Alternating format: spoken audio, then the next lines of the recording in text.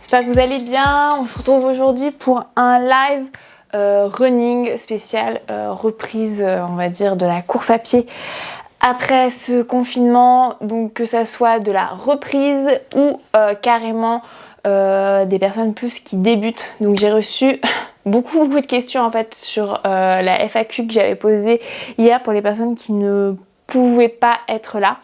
Donc je vais commencer par celle-ci et si vous avez des questions, c'est le moment de les mettre juste ici, sachant que pour toutes les questions d'ordre de blessures, de bobos, je rappelle qu'il faut consulter parce que je ne suis pas médecin. Là c'est plus du coaching sportif pour vous redonner les bons conseils, vous redonner on va dire confiance en vous, parce que je sais que ça a été assez stressant cette interruption, on va dire cette interruption liée au confinement, ce qui est tout à fait normal, hein. C'était assez extraordinaire, exceptionnel, mais j'ai envie de vous dire qu'il ne faut pas paniquer sur ça. Je vais commencer par les questions que j'ai reçues d'abord et ensuite n'hésitez pas, c'est le moment de poser votre question.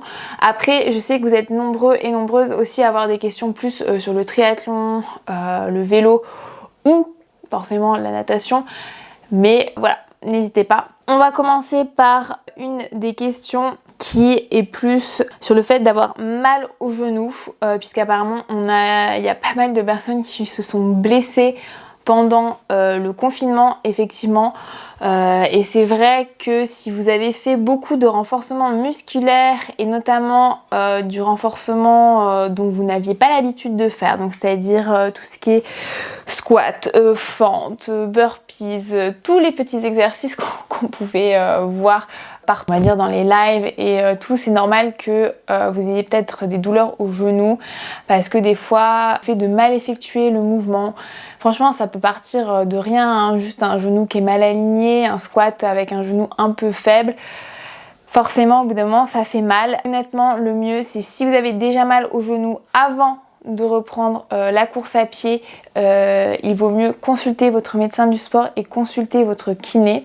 N'oubliez pas que ce n'est pas quelque chose de superficiel. Je sais qu'avec la Covid-19 on est tous en mode non mais c'est pas grave ce que j'ai, c'est pas une maladie importante. Or il faut vraiment pas laisser de côté ces petites souffrances, puisque plus vous allez prendre du retard pour prendre en charge ces blessures, plus elles vont s'aggraver et plus vous allez retrouver avec des douleurs. Et donc forcément ça peut être pire. Donc ne tardez pas, là avec le 11 mai, on téléphone à son médecin, on téléphone à son kiné et on prend rendez-vous pour savoir exactement ce que c'est. Parce que les douleurs au genou, quelles qu'elles soient, peuvent être vraiment liées à énormément de causes différentes, avec un problème de hanche, un problème de cheville, un problème de rotule, ou ça peut être aussi tendineux. Donc on fait pas d'auto, on va pas se faire d'auto-analyse sur Doctissimo parce que franchement ça ne sert à rien à part vous inquiéter plus, mais par contre on fait l'effort d'aller consulter son médecin. Et c'est pareil, j'avais reçu une autre question sur une personne qui s'était fait une entorse. L'entorse c'est vraiment aussi très très délicat si vous reprenez la course à pied trop tôt, donc c'est-à-dire avant l'indication du médecin, ou si vous reprenez sans avoir eu un traitement ou franchement une consultation avec un kiné, franchement il vaut mieux ne pas reprendre, parce que franchement reprendre sur une tendinite, sur une entorse, ça peut aggraver en fait ce que vous avez, et donc vaut mieux pas. Donc c'est pareil, toutes les douleurs, oui c'est ça, un cancer du genou, exactement, franchement des fois ça peut arriver jusque là. Honnêtement voilà, ne vous faites pas peur sur internet, allez vous rassurer auprès d'un médecin. Je vous rappelle que c'est important, il n'y a pas que la Covid-19 et il vaut mieux faire vraiment l'effort d'aller chez votre médecin, même si on peut avoir peur. Avec les bonnes précautions sanitaires et hygiéniques, il n'y aura pas de soucis là-dessus, et ce n'est pas quelque chose à prendre à la légère. C'est aussi important de prendre soin de vous physiquement. Ensuite, on avait des conseils plus sur comment aborder cette reprise. Donc tout d'abord, j'ai envie de parler de cette notion de désentraînement. Le désentraînement, en fait, je sais pas vous, mais chaque année, on conseille aux sportifs, et moi-même je le conseille aux personnes que j'entraîne, de faire une coupure d'au moins 2 semaines sans le sport principal qui est pratiqué. Donc c'est-à-dire la course à pied, mais pour par exemple les triathlètes, ça peut être le vélo, pour les nageurs, c'est forcément la natation. Pendant 2 semaines, on met vraiment son corps au repos. Et pendant ces 2 semaines, je crois qu'il y a énormément de crainte sur le fait de perdre son niveau. C'est hyper stressant parce que c'est vrai qu'on travaille toute l'année à avoir son niveau et j'entends, il y a beaucoup de personnes qui travaillaient, qui s'entraînaient justement avant le confinement pour un marathon, que ce soit le marathon de Paris, le marathon de Londres. Bref, il y avait énormément de courses au printemps et il y avait donc beaucoup de personnes qui étaient en pleine préparation et c'est clair que c'est hyper frustrant d'avoir vécu ce confinement et de se dire que on a perdu son niveau. Alors honnêtement, je crois qu'on en avait parlé sur le podcast avec Mathieu, mais il faut vraiment faire le deuil du niveau que vous aviez avant. Parce que vous ne l'aurez pas là en ressortant courir si vous n'avez pas couru pendant 1 mois, 2 mois, carrément donc pendant tout le confinement. Parce que c'est comme ça, on a mis son corps vraiment en coupure et forcément il y a eu une sorte de désentraînement. Donc les premières 2 semaines de coupure hors confinement, normalement vous n'avez pas de... il n'y a pas de désentraînement, le corps est juste au repos et en récupération et c'est très important d'intégrer cette notion de récupération à vos préparations ou à votre entraînement en général. La récupération et le repos font partie intégrante de l'entraînement. Ça s'appelle la compensation ou la surcompensation de votre corps. Pour s'améliorer, votre corps a besoin de compenser et d'intégrer en fait tous les exercices et les entraînements que vous lui faites faire et pour cela il a besoin de se reposer.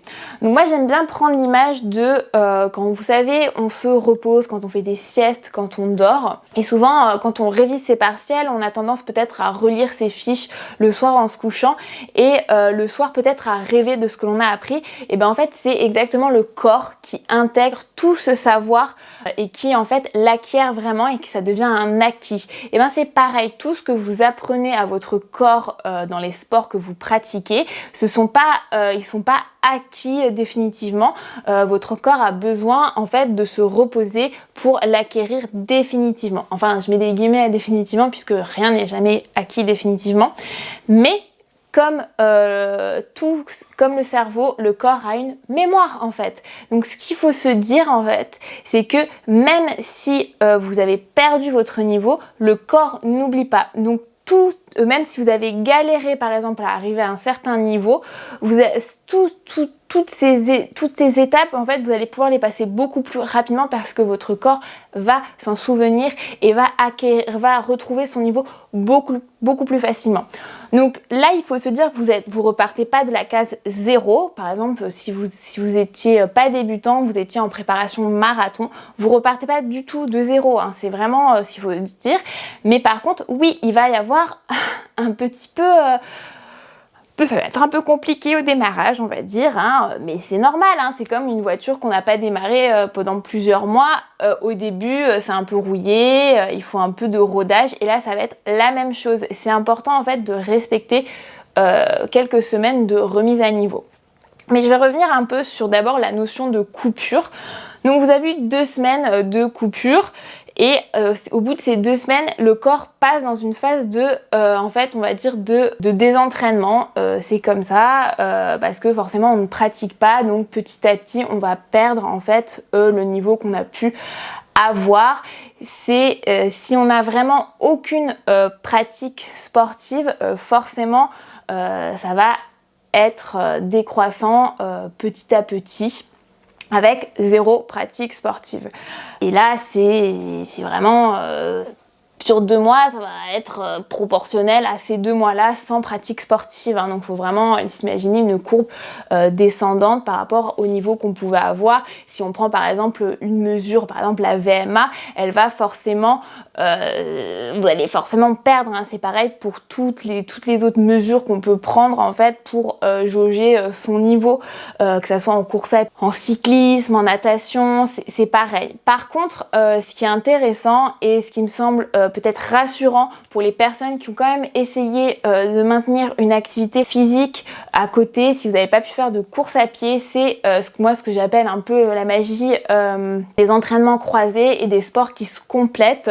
C'est que la pratique d'un autre sport peut être porté. Donc par exemple, si vous avez fait beaucoup de cyclisme, de home trainer à la maison, si vous avez fait peut-être de la corde à sauter, si vous avez fait des entraînements plutôt cardio, que vous avez fait du renforcement musculaire, il faut savoir que ces sports-là, cette pratique-là a permis de compenser cette phase de désentraînement et donc de ralentir ce désentraînement de votre corps. Donc ça ne veut pas dire que vous avez pu maintenir votre niveau exactement comme il était avant le confinement, mais par contre vous avez entretenu votre corps, vous avez entretenu votre masse musculaire, entretenu entre guillemets vos capacités cardiaques. Elles ont diminué certes par rapport à avant le confinement, mais elles n'ont pas autant diminuer qu'elles auraient pu le faire si vous n'avez fait vraiment zéro sport. Donc ça, c'est peut-être un super bon point pour les personnes qui ont eu le courage, parce que je sais que c'est peut-être difficile de s'entraîner chez soi, c'est difficile de se motiver comme on aime courir en extérieur, faire du vélo en extérieur, ou c'est difficile quand on n'avait pas beaucoup de matériel. Donc c'est pour ça que c'est important là maintenant à l'instant T en fait de vous faire peut-être un bilan, et ce bilan c'est tout simplement quand vous allez faire votre première sortie de course à pied, d'y aller vraiment mollo pour vous tester, juste pour savoir à peu près où vous en êtes. Donc on va pas partir pour se faire une sortie en mode tempo pour voir comment le cœur va, si on arrive toujours à aller aussi vite. Non, on va vraiment tester juste vos capacités d'endurance, voir comment le cardio se comporte, comment même vos articulations se comportent, parce que qui dit désentraînement, comme je vous dis, il y a aussi une perte de masse musculaire. Donc peut-être pour les personnes, ça peut être assez ironique. Moi, je le compare souvent, j'aime un peu comparer ça à la période qu'on a eue de confinement, à une période en fait de blessure où on n'a pas pu pratiquer comme on voulait.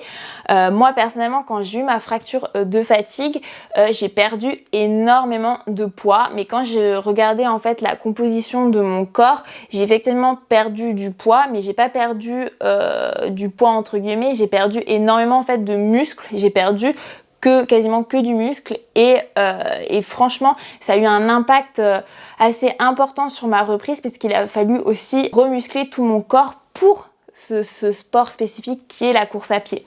Donc c'est pour ça que il va falloir vous accorder, si vous avez fait un peu de sport dans cette période de confinement, vous accorder environ 2 à 3 semaines un peu transitoires où il va falloir retrouver en fait des séances de course à pied, mais là on est vraiment sur des séances courtes en endurance fondamentale, et j'insiste,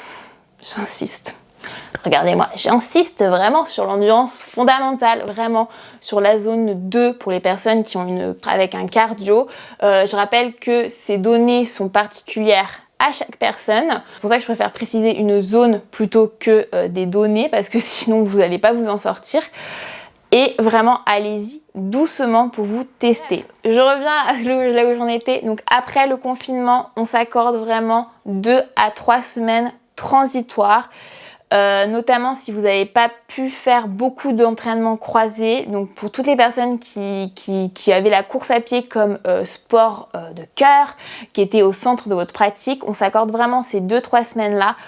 En termes de fréquence, si avant vous couriez on va dire en 3-4 fois par semaine, on va d'abord faire 2 fois la première semaine, puis on va rajouter une séance la deuxième semaine, et on va retrouver son rythme de séance la troisième semaine. Mais en termes d'intensité, on y va vraiment mollo, et on remettra vraiment que de l'intensité, de la vitesse, et on jettera un coup d'œil à son allure qu'au bout de la 2 ou de la 3e semaine. Et vraiment, détachez-vous de votre allure, détachez-vous sur le niveau que vous aviez avant le confinement. Comme je disais, c'est un petit deuil à faire parce que je sais qu'on se dit purée, je suis arrivée là. Et bien vous inquiétez pas, vous y reviendrez, mais il ne faut pas brûler les étapes parce que si vous brûlez les étapes, vous risquez vraiment de vous blesser parce que comme je vous explique, il y a eu une phase de désentraînement et de perte musculaire. Vos tendons sont plus habitués au même effort que vous faisiez peut-être en mars. On est quand même 2 mois plus tard. 2 mois, c'est assez énorme en sport. Personnellement, moi, je trouve que souvent, d'une semaine à l'autre, si on pratique pas certaines choses, certains sports, on peut même un peu perdre en niveau. Par exemple, en natation, en course à pied, 2 semaines, c'est plutôt la statistique. Mais voilà, accordez-vous ça. Et la première séance, ça sera certainement la séance un peu pour vous jauger. On n'hésite pas à partir doucement. On se fixe pas 1 kilomètre, on se fixe, on va dire 30, 40 minutes. Et on y va mollo. On alterne peut-être marche, course au début. Si vous sentez directement des douleurs ou des gênes, on arrête tout de suite. Vraiment, tendinite, on va pas se refaire une tendinite. Peut-être que c'est signe qu'il faut aller chez l'ostéopathe. Peut-être que c'est signe que vous n'êtes pas réhabitué correctement à vos semelles. C'est aussi très important puisque je sais qu'il y a beaucoup de personnes qui renouvellent leurs semelles en début d'année et là vous n'êtes pas trop habitué. Donc on n'hésite pas, on s'écoute vraiment et on ne brûle pas les étapes. Et pendant ces semaines un peu de transition, j'aimerais ajouter quelque chose. Alors je me doute vraiment que vous avez dû être nombreux et nombreuses à faire du renforcement musculaire pendant le confinement. Et ben c'est génial, mais il va falloir continuer. Vraiment, il va falloir vraiment continuer parce que c'est ce qui va vous permettre de ne pas vous blesser, de prévenir en fait l'apparition des blessures et de compenser les faiblesses que vous allez naturellement retrouver lors de cette reprise de la course à pied.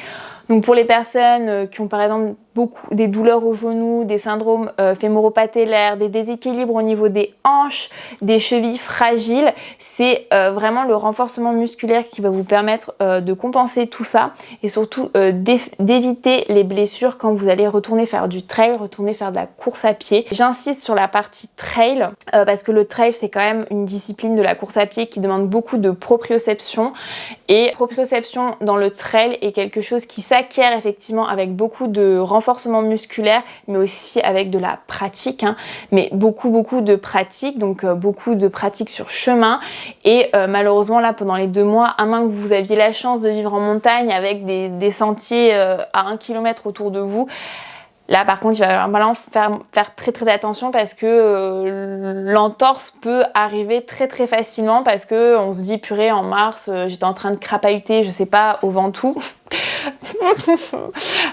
ou ailleurs dans les Alpes, les Pyrénées où vous étiez en train de faire de la raquette, je sais pas, du ski de fond. Il faut vraiment être très prudent parce que comme je vous le dis, votre corps a une mémoire. Mais des fois, il est un peu trop enthousiaste. Moi-même, on est tous hyper enthousiastes. On se dit, ça y est, on va se sentir pousser des ailes parce qu'on est de nouveau très libre. Moi aussi, j'ai envie de direct me faire une sortie de 30 km, je sais pas, dans les Cévennes. Ça serait juste un kiff énorme. Mais là, non, on essaie vraiment d'y aller doucement et progressivement. Donc en termes, as-tu une recommandation en termes de volume à conserver pour le refond dans une optique trail notamment? Alors dans cette optique des 3 semaines comme je vous dis un peu transitoire, si vous faites 2 à 3 séances de course à pied par semaine, essayez d'avoir au moins 2 séances de renforcement complètes. Et quand je dis 2 séances de renforcement complètes, j'entends vraiment 30 à 45 minutes. Genre vraiment, ne faites pas 10 minutes de gainage en mode j'envoie des textos en même temps que je fais mon gainage. Je vous connais, moi aussi je le fais.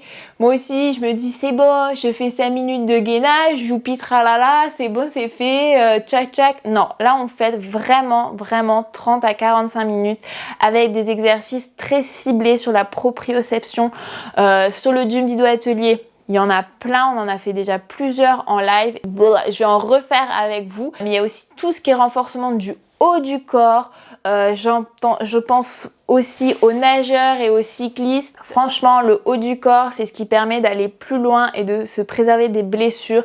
Parce qu'on l'oublie trop souvent, mais aussi en course à pied, la posture, c'est super super important. Donc quand on est bien musclé du haut du corps, forcément on a tendance à mieux se tenir, à mieux courir et c'est un tout en fait la course à pied. Donc moi ce que je vous dis, c'est super cette sortie du déconfinement, on va pouvoir repartir du bon pied. Voilà, et donc prenez-le comme ça. Moi, c'est ce que je me dis. Là, je vais pouvoir reprendre mes entraînements de trail du bon pied. Tous les petits trucs que je faisais un peu mal, je vais essayer de résoudre les défauts. Et ça, c'est important. Dites-vous que, justement, c'est une occasion d'écrire un nouveau chapitre de votre carrière, je mets des guillemets, dans votre de passion de sportif et sportive. Et justement, s'il vous plaît, ne lâchez pas toutes vos bonnes résolutions que vous avez prises sur le renforcement musculaire ou le yoga. Et je vais venir justement au yoga. Conservez au moins une séance de yoga par semaine pour vous étirer, pour ouvrir ces hanches qui sont très fermées sur toutes les activités à mouvement répétitif. Donc bon, la natation on va mettre ça de côté hein, parce que vous en doutez, là les piscines elles vont pas rouvrir immédiatement, hein, voilà. Mais tout ce qui est cyclisme, course à pied, c'est hyper répétitif, les hanches sont fermées, donc tout ce qui est étirement du psoas, étirement des fessiers, grands fessiers, quadris, ischio, le yoga ça vous aide vraiment. Et si vous aimez pas le yoga, juste bloquez-vous au moins 10-20 minutes le dimanche tranquillou pour vous étirer et vous masser. Profitez-en, franchement, puisque de toute manière on peut pas encore faire vraiment des apéros en terrasse, hein, donc après les dîners, il faudra quand même s'étirer. Alors pour courir, je sais que les distances de sécurité vont être assez importantes. Mais bon, aujourd'hui, on essaie d'être positif. Je vais juste remonter parce qu'il y avait une petite question sur les ampoules. Ah non, alors Anne, des conseils pour garder la motivation et l'endurance dans l'entraînement de course à pied quand on débute. Alors, pour des personnes qui débutent la course à pied, je regarde autour de moi. Oui, ceci est l'instant promotion. Pour les personnes qui débutent la course à pied, n'oubliez pas, j'avais écrit ce livre, La magie du running. Le guide pour débuter, ne plus s'arrêter, qui est toujours énormément d'actualité. Vous avez des petits programmes à l'intérieur pour vous lancer et surtout pour plein de conseils. Vraiment, c'est le b.a.-ba pour commencer la course à pied de 0 à semi-marathon. Et bon, bah c'est parce que je l'ai écrit que je vous le recommande, mais franchement, je pense que moi, j'ai mis tout mon cœur et tout mon âme. C'est vraiment des conseils hyper accessibles pour tous les niveaux. Si vous débutez et si vous avez débuté la course à pied pendant le confinement, bon déjà aucun jugement pour les personnes qui se sont mis à la course à pied pendant le confinement. Avec la fermeture des salles de sport, je pense qu'on avait tous ce besoin de compenser cette absence d'endorphines. Chose que je suis la première à entendre, hein, puisque moi j'ai compensé tout ça en transpirant comme une chèvre sur mon home trainer. Et ben c'est super, il va falloir continuer. Donc le mieux c'est de continuer avec une fréquence, toujours la même fréquence, mais de chercher à aller petit à petit un peu plus loin en augmentant le kilométrage tant qu'il n'y a pas de douleur. C'est super intéressant, mais par contre effectivement tout de suite prendre les bonnes habitudes de faire du renforcement musculaire à côté, notamment sur ses genoux pour les garder effectivement bien dans l'axe, pour stabiliser bien ses hanches, pour renforcer tout son buste avec les abdominaux en profondeur. Donc ça c'est super important et avoir une excellente posture. Après en termes de fréquence, 3 fois par semaine, c'est ce qu'il y a de mieux. Ne courez pas tous les jours, vraiment évitez ça, même si ça fait du bien. Alternez les activités si vous avez le temps. Franchement, c'est ce qu'il y a de mieux parce que je vais revenir à la notion de diversité et entraînement croisé, notamment pour les personnes qui ont pu faire du home trainer ou qui ont fait de la corde à sauter, pardon. C'est hyper intéressant les entraînements croisés tout simplement parce que ça vous préserve des blessures et surtout les sports portés. Donc les sports portés, c'est tout ce qui est natation, cyclisme, vous permettent de conserver un excellent niveau, un excellent rendement musculaire cardio sans pour autant vous blesser avec les impacts de la course à pied. Donc pour les personnes qui font du trail, je vous conseille vraiment parce que le trail c'est quand même un effort très long hein, globalement, même les trails courts ça reste du long. Mettez-vous au cyclisme, au VTT ou à la natation pour compenser toutes ces impacts et surtout évacuez-vous. On se dit souvent oui mais si je cours pas je perds mon niveau. parce que je fais du vélo à côté. Pas du tout. Si vous faites du vélo à côté, au contraire, tout ça vient en complément et se répond. Et honnêtement, la plupart de mes trails, je les ai en termes de volume préparés quasiment à 60% les fesses sur une selle. Hein. Donc voilà. Est-ce qu'on peut alterner avec des longues marches actives par exemple? Tout à fait. Mais à nouveau la marche, même si c'est plus doux, ça reste de l'impact. Donc sur une semaine, il vaut mieux faire, je sais pas, le lundi un peu de renforcement musculaire, le mardi course à pied, mercredi repos, jeudi renforcement musculaire, vendredi course à pied, samedi yoga, dimanche course à pied. Ton programme spécifique après ta fracture de fatigue, une recommandation dans la reprise de sa course à pied, merci beaucoup. Alors si c'est une reprise post-fracture de fatigue, n'oubliez pas qu'il faut impérativement avoir le feu vert. Quelle que soit la blessure que vous avez, il faut avoir le feu vert, donc entorse, d'autant plus la fracture de fatigue, il faut absolument que vous ayez le feu vert de votre médecin. La fracture de fatigue vous ne faites pas une reprise post-fracture de fatigue sans avoir passé une IRM qui prouve la consolidation de votre fracture. Sinon, vous avez droit au mur, on va dire, donc c'est-à-dire vous recassez littéralement, vous perdez tous les efforts que vous avez fait en décharge sur le membre, vous allez vous refaire mal quoi. Donc par contre, si vous avez le feu vert, on y va mais de manière hyper progressive. Donc comme je le disais, vous avez toujours une période transitoire de 2 à 3 semaines où il faut y aller doucement, donc crescendo, tout doucement, on retrouve en fait un niveau à peu près. Il faut viser au bout des 3 semaines, on va dire 45 minutes, 1 heure, hop, en endurance fondamentale, tranquillement. Donc si tu as François, je sais pas, post-fracture, oui, fracture du fémur dans mon cas il y a 4 mois, donc si tu as fait ton IRM et que celle-ci révèle que ton os est consolidé, hop, c'est parti. Moi, je te conseillerais de commencer avec 2 semaines où tu fais uniquement du vélo, des sports portés. Donc là, en ce moment, ça sera que du vélo. Et tu réintègres de la marche. Et ensuite, au bout de 2 semaines, Francisco, au bout de 2 semaines, tu peux réintégrer une alternance marche, course à pied, mais sur des terrains doux, donc c'est-à-dire plutôt chemin et gazon, pour pouvoir doucement remettre son poids sur ce membre-là, sachant que le renforcement musculaire, je me répète, le renforcement musculaire, c'est la clé de voûte de tous les sports parce que franchement, c'est ce qui vous permet de vous préserver des blessures. Alors, je remonte parce que j'ai vu passer d'autres questions. Hop. Alors, que penses-tu entre le renfort avec des petits poids à la maison ou à la salle de sport avec poids plus lourd pour se construire un corps bien fort et progresser en tri et à quel rythme par semaine? Alors, c'est complexe. Honnêtement, j'ai fait beaucoup de salles de sport avec des poids plus lourds et au final, je prenais beaucoup de masse musculaire. Pas vraiment utile. Pas vraiment utile. L'entraînement au poids de corps, l'entraînement par exemple au TRX, donc tout ce qui est suspendu, c'est ce qu'il y a de mieux parce que franchement, vous abîmez déjà énormément les articulations avec la course à pied, le vélo, la natation. Il n'y a pas besoin d'aller soulever des poids de 20-30 kilos. Après, c'est mon approche. Vous pouvez avoir d'autres approches. Avec, on va dire, on vous fait porter des poids très très lourds mais avec des entraînements très très courts. Mais clairement, c'est pas l'entraînement qui est adapté aux personnes qui font des entraînements en endurance, des entraînements et qui préparent des courses qui sont des courses à effort long.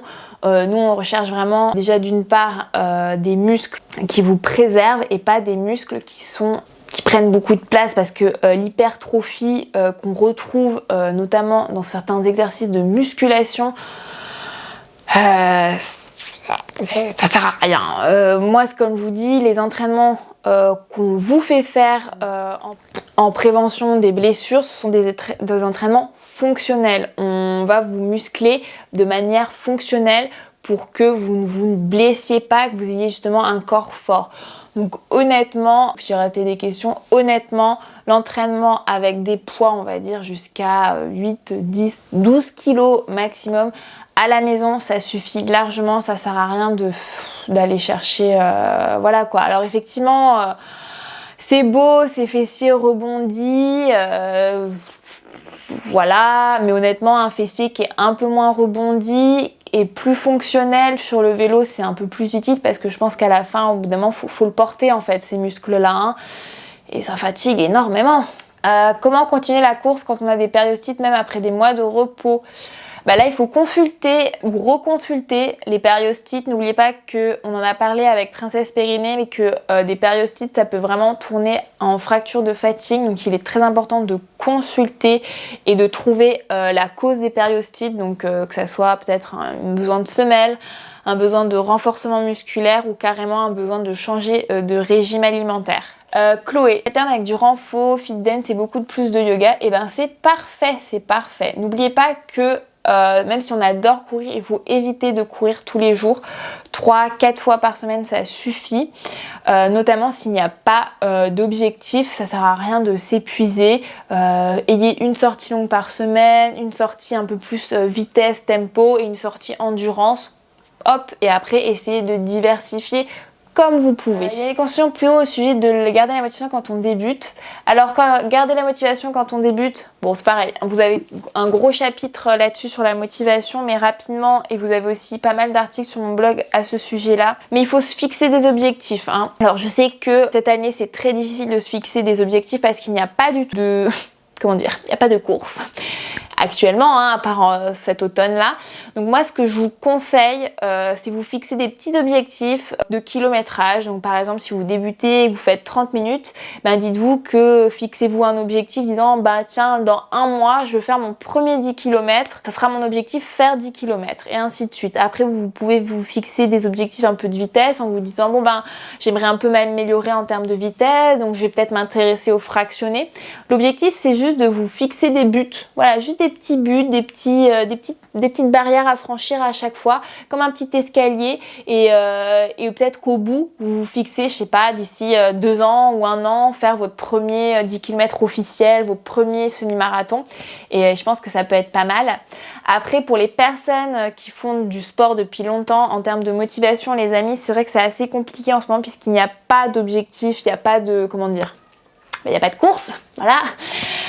Ben moi je fais partie de ceux qui vous disent de faire du sport pour le plaisir actuellement. Là avec la reprise, je pense que ce que vous pouvez faire, c'est vous fixer tout simplement de retrouver un certain niveau que vous appréciez, retravailler ce que je vous disais, repartir sur de bonnes bases, vous fixer de très bonnes bases, donc courir sans aucune douleur, puisqu'on le sait tous, hein, qu'on insiste un peu trop des fois sur certaines douleurs avant d'aller consulter. C'est pas ce qu'il faut faire, hein. Donc voilà. Ensuite, j'enchaîne avec Fanny. Modifies-tu ton entraînement en fonction de ton cycle menstruel? Alors, moi, mon cycle menstruel est naturel. Je n'ai pas du tout de contraceptif. Il est à peu près régulier. On va dire que je sais reconnaître quand je vais avoir mes règles. Donc, j'ai des syndromes prémenstruels, comment dire, qui m'achèvent, on va dire, les 24 heures avant, ça m'achève littéralement. Sauf que ces syndromes prémenstruels arrivent souvent l'après-midi. Je suis morte la soirée et le lendemain, ça redémarre. Donc souvent, ce jour-là, je vais aller faire du sport le matin et ensuite, je vais juste relâcher toute la journée. Et j'évite de faire de la natation le premier jour de mes règles parce que je ne suis vraiment pas à l'aise dans le sens où j'ai peur des fuites, tout simplement. Mais par contre, je vais faire plus de vélo et de yoga et je vais éviter la course à pied, tout simplement. Mais après, globalement, quand je suis en préparation d'un objectif, j'essaie de ne pas trop changer parce que je me dis que si j'ai mes règles le jour de mon objectif, bah, faudra faire avec, voilà. Comment rester en endurance fondamentale quand le cardio monte déjà dans les tours à l'allure 7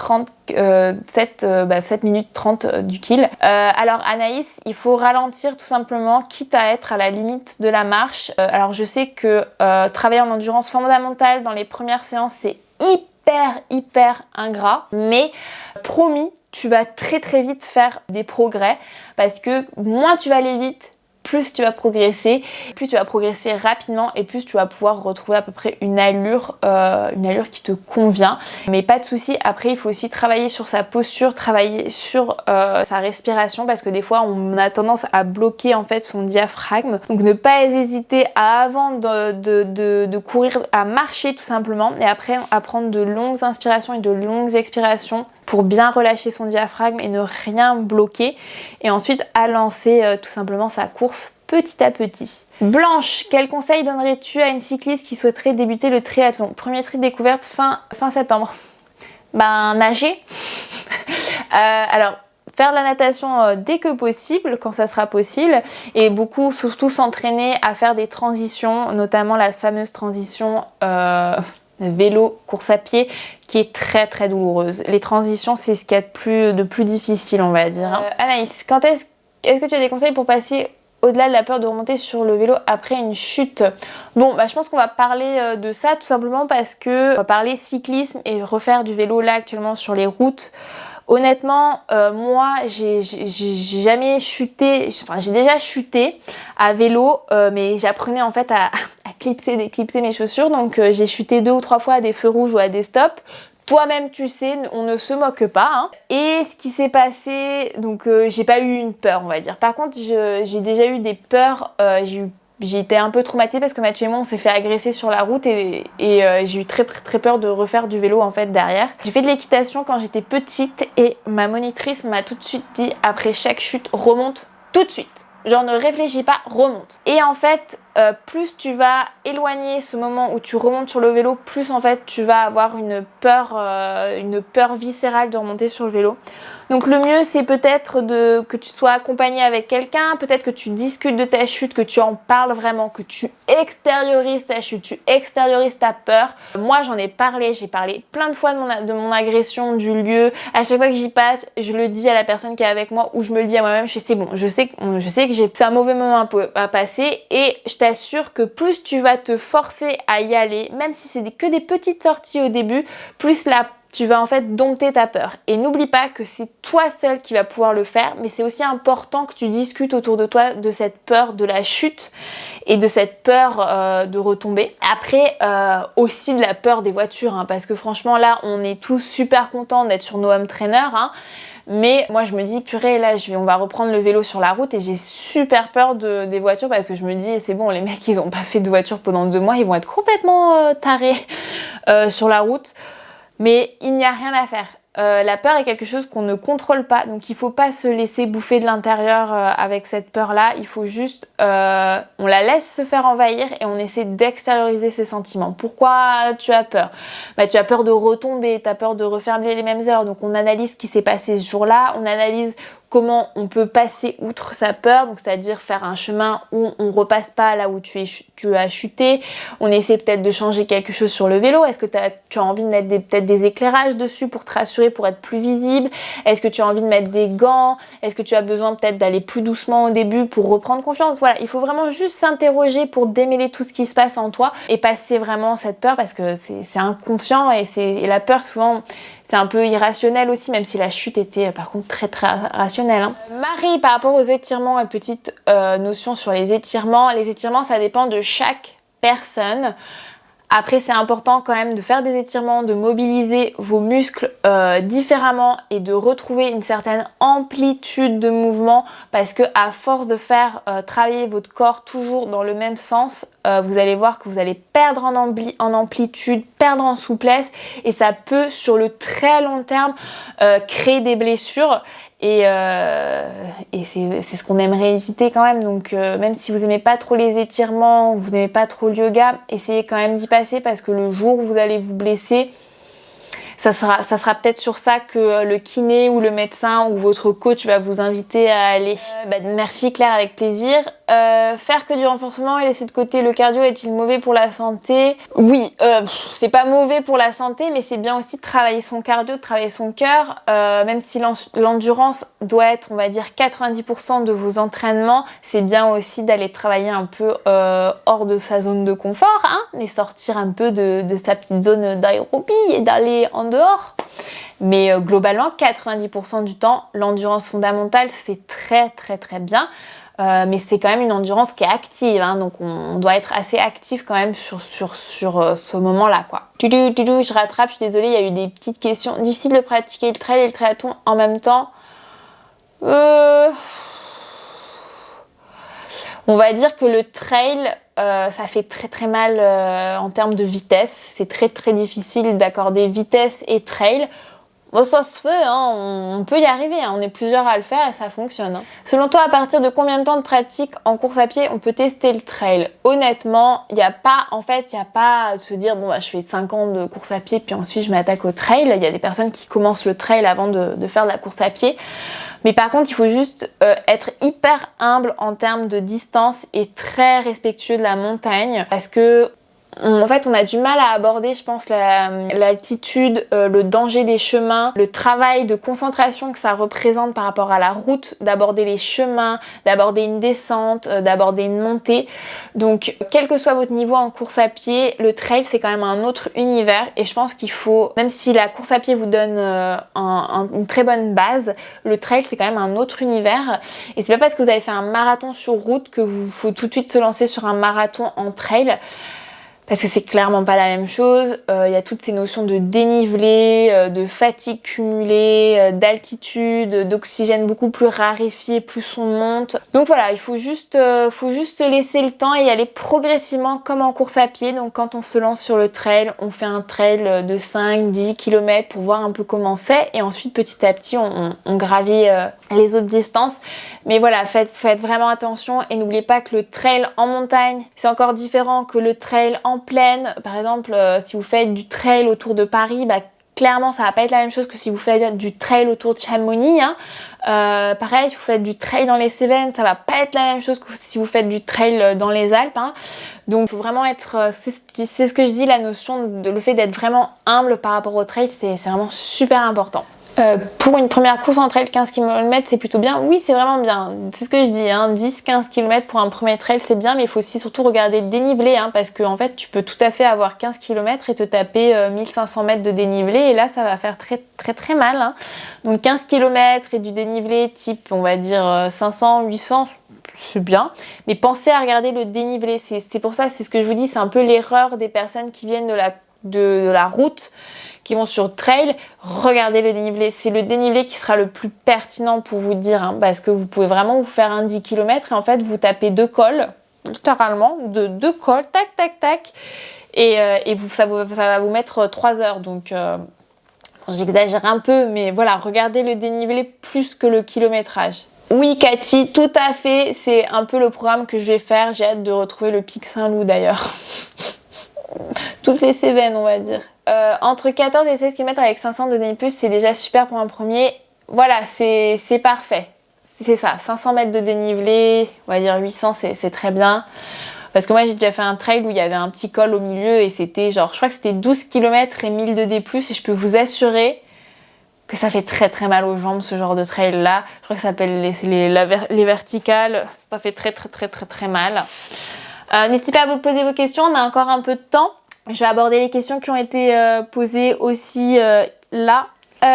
Où peut-on trouver ton livre pour préparer son premier marathon? Alors attends, est-ce que je l'ai ici?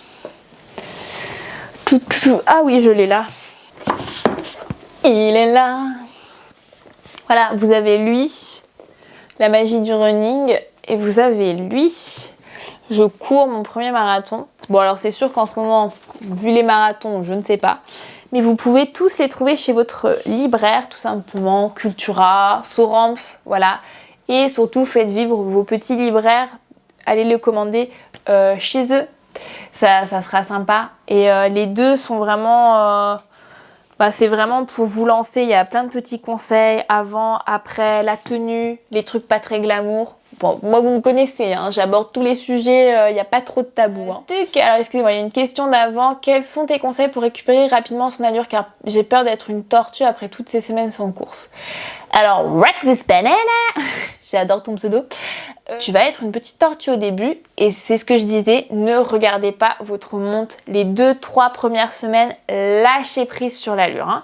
C'est pour ça que je vous disais, bossez en endurance fondamentale au début et au bout de ces 2-3 premières semaines, on va commencer à faire des petites accélérations sur ligne droite pour se tester les articulations.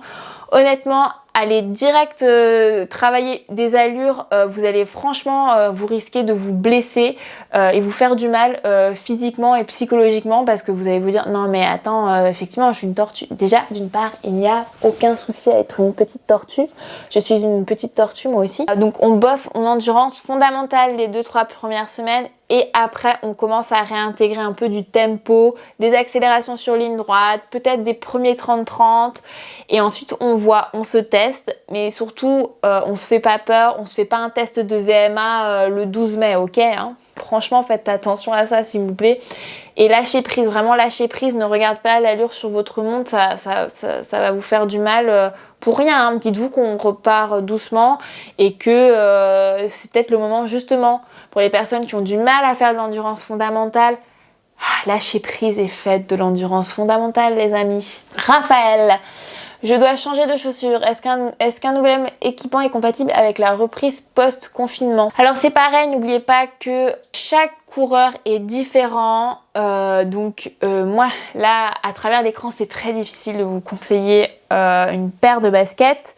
Parce qu'il faut savoir si vous êtes plutôt pronateur, supinateur, si vous voulez faire de la grosse distance, si vous êtes plutôt en fonction de votre poids aussi, si vous allez plutôt faire de la route, si vous allez faire route chemin ou si vous allez juste faire du trail. Moi, la paire que je peux conseiller, genre les yeux fermés toujours, c'est la Pegasus de chez Nike parce que je trouve qu'elle va à peu près à tout le monde. Elle va sur route comme sur chemin. Mais après, le mieux, c'est quand même un peu plus identifier ton propre profil, regarder un peu ta foulée, si tu es plutôt pronateur ou supinateur, c'est vrai, c'est plus rare, mais ça arrive. Et pouvoir ensuite choisir tes baskets, sachant que ce qui est bien, c'est que les magasins vont rouvrir, donc tu vas pouvoir à nouveau te faire conseiller en magasin. Après, sur le blog, si tu veux, il y a un article, il me semble, qui t'aide à justement bien choisir tes paires de baskets. Si on a continué la course sur route pendant le confinement, est-ce une bonne idée de repartir direct sur trail, sachant qu'on n'a pas fait des sorties de plus de 1 heure? Honnêtement, tu peux repartir sur du trail, mais comme je disais, il va falloir être hyper prudent. Parce que même si on a bossé la proprioception sur du renforcement musculaire, la proprioception, ce qui est anticipation, concentration sur chemin, clairement on l'a perdu. Parce que sur trail, moi je considère plutôt ça comme de l'acquis par expérience. Donc il vaut mieux y aller mollo sur le trail et faire pareil quelques séances de transition avant de tout de suite repartir sur 1 heure de trail. Donc on peut plutôt se dire qu'on fait 10 minutes sur la route, ensuite on va aller un peu sur des parties chemin un peu accidentées, 10-20 minutes et y aller progressivement avant de se faire 1 heure qui tabasse bien de trail. Même si moi aussi j'aimerais faire ça, on y va doucement, on y va progressivement parce que sinon vous allez vraiment risquer de vous tordre une cheville, une petite racine, on n'a plus l'habitude. Franchement, le trail, c'est beaucoup de concentration, un corps qui anticipe énormément les irrégularités du chemin. Et donc ça, c'est quelque chose qui se fait par l'entraînement et pas que par le renforcement musculaire. Et là, en 2 mois, je pense que ça a été un peu perdu quand même. Hein. Est-ce que tu vas continuer à faire des lives après le déconfinement? Alors oui Clémence, j'ai prévu de continuer à faire des lives. Je pense qu'on va garder le Hatha Yoga du dimanche, le renforcement du vendredi et après je proposerai je pense un seul live pour les personnes abonnées au Dumdidou Atelier en fonction des souhaits. Mais je pense que je vais vous proposer un petit sondage pour savoir ce qui est de mieux pour tout le monde. Mais voilà, j'ai prévu parce que je me doute les salles ne vont pas rouvrir, les studios de yoga non plus et je pense que beaucoup de personnes vont continuer à être en télétravail donc on va essayer de garder ce petit rendez-vous qui moi aussi me plaît énormément. Je continue avec Chloé sur la cellulite. Alors je te rassure Chloé, moi aussi j'ai de la cellulite. C'est quelque chose qui est plus... c'est normal d'avoir de la cellulite, notamment chez les femmes. C'est souvent lié aux hormones, c'est aussi lié à ton ADN. Il n'y a pas vraiment de solution, quoi que tu fasses, vraiment, hein, quoi que tu fasses, ça va revenir. Genre vraiment, j'ai fait plein de trucs. Moi, franchement, je mange sainement. Bon ok, je mange un peu de chocolat, des petits gâteaux par-ci par-là, mais globalement je mange sainement quand même. Je bois beaucoup d'eau, enfin beaucoup, voilà. Je fais énormément de sport et des sports à impact, des sports qui franchement normalement tu devrais pas avoir de cellulite avec tous les impacts que je fais. Et bah si, j'ai de la cellulite. Mes fesses sont pleines de cellulite, mes cuisses il y a de la cellulite. Et en plus j'ai fait plein de renforcements comme vous pendant le confinement. Et ben j'ai quand même de la cellulite. Donc là, tout ce qu'on voit, les cellules blue, les trucs pour se masser, alors Effectivement, c'est super bien pour le retour lymphatique, effectivement ça va un peu t'enlever la cellulite, mais si tu ne le fais pas tous les jours, mais vraiment hein, j'insiste, si vous ne faites pas ces massages tous les jours, mais vraiment tous les jours, hein, toute l'année, ça va revenir, c'est comme ça, c'est juste comme ça. Voilà, yeah. J'espère que je ne t'ai pas désespéré Marie. Adine, ça fait plaisir. Pour rester en course à pied, tu préconises 2 entraînements longs par semaine, 1 heure minimum ou plusieurs fois des petites durées? Moi, ce que je préconise, c'est la diversité. Donc pourquoi pas faire une fois 30 minutes à jeun, pourquoi pas faire une fois 45 minutes plutôt sur chemin avec des petites accélérations, et pourquoi pas faire le week-end une sortie plus longue. Moi c'est plutôt la diversité qui fait progresser que quelque chose de trop régulier et trop ennuyeux qui même vous va vous ennuyer. Il vaut mieux quelque chose de diversifié. Alors Katarina, je ne sais pas, le 11 mai, qu'il pleuve ou qu'il vente, je voudrais faire une sortie vélo. Combien de kills conseilles-tu pour la première fois? Mon max c'était de 100 km. Alors ça dépend si tu as fait du home trainer ou pas. Et honnêtement, s'il pleut et s'il y a du vent, je ne te conseille pas de sortir. Je sais que c'est hyper tentant d'aller sortir, mais c'est en fait le fait de ne pas avoir fait de vélo quand même pendant 2 mois. Franchement, on a perdu les réflexes, il faut retrouver un peu son équilibre, il faut retrouver cette sensation avec les voitures. Donc s'il pleut et s'il y a du vent, on reste sur le home trainer une journée de plus, hein, on n'est pas à ça près. Et par contre, moi je te conseille une sortie de 1 heure ou 2 heures. Donc on regarde pas les kilomètres, on fait 1 heure, 2 heures et tu vois comment ça se passe. Mais on ne part pas tout de suite sur 100 km. Je pense qu'une sortie de 40, 50 km, peut-être 30, voilà, ça dépend. Mais voilà, si tu n'as pas fait de home trainer, on vise plutôt 1 heure. Si tu as fait du home trainer, normalement les capacités en cyclisme ont été bien entretenues, tu peux faire 1 ou 2 heures, voire 3. Mais franchement, le vélo, on est très très vite sec, hein, donc on prend des ravitaux aussi. Running Brooks, non, j'ai testé, je crois, une paire, mais il y a très très longtemps. Et non, moi, les marques que je connais vraiment vraiment bien, c'est Salomon, Asics, Nike, Oka. C'est un peu les 4 marques que j'ai vraiment testé en long, en large, en travers, mais un peu moins Brooks. Ah, la Sportiva, j'ai aussi testé, j'ai bien aimé. Semi en automne, raisonnable si je cours déjà jusqu'à 10 km. Tout à fait Anaïs, tu es large pour ton semi-marathon. Des conseils pour le choix d'une selle. Celle sur mon nouveau vélo me fait un peu mal après 30 km de home trainer. Alors Vigie, moi ce que je conseille pour les selles douloureuse, il vaut mieux que tu ailles dans un magasin de vélo, tu lui expliques que tu es une femme et que tu aimerais des conseils sur une selle. En fait, souvent, ce qui va se passer, c'est qu'il va te prendre en fait l'empreinte. Il va te demander de t'asseoir en fait sur une selle témoin.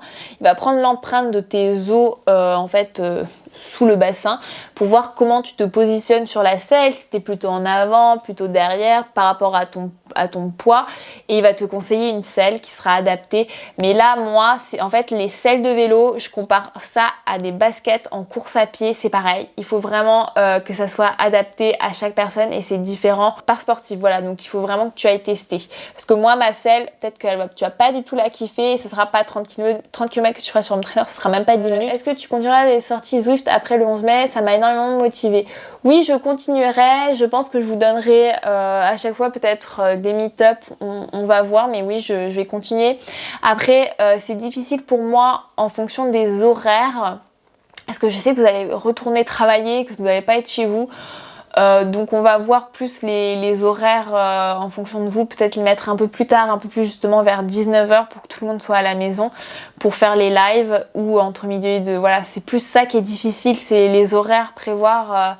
Ce sera plus le même contexte, mais normalement oui, j'ai prévu. As-tu essayé les 5 fingers? Non, et ça c'est pas trop mon truc, le minimalisme.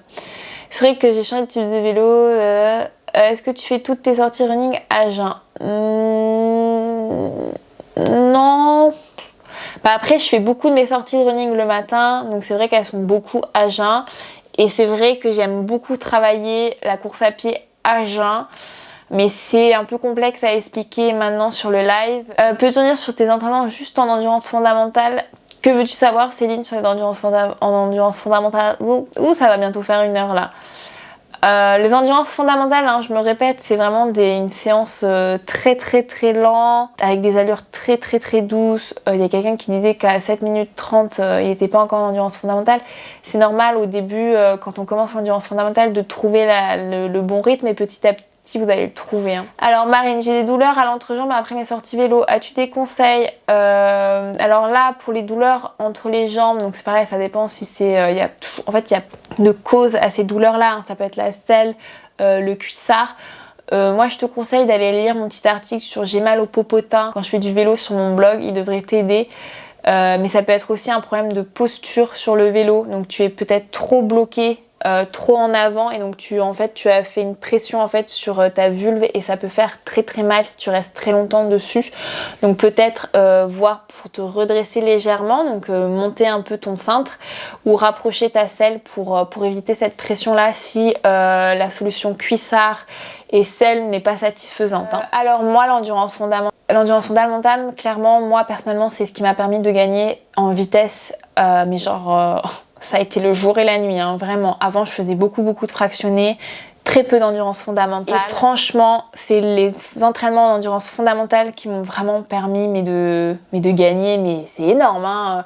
J'ai gagné 20 minutes sur marathon, sur semi-marathon, j'ai gagné plus de 17 minutes. Voilà, sachant que durant les prépas que j'ai faites pour ces marathons et ce semi-marathon-là, j'ai fait très peu de fractionnés proportionnellement. Après, je fais beaucoup de vélo et je fais beaucoup de fractionnés sur mon vélo. Mais c'est pour vous dire que l'endurance fondamentale, c'est vraiment la clé de voûte pas réussie. Et surtout des prépas qui vous préservent. Voilà, c'est vraiment important. Je suis sûre que toutes les personnes ici veulent faire de la course à pied jusqu'à qu'elles aient 70 ans. Donc n'oubliez pas de vous préserver, voilà.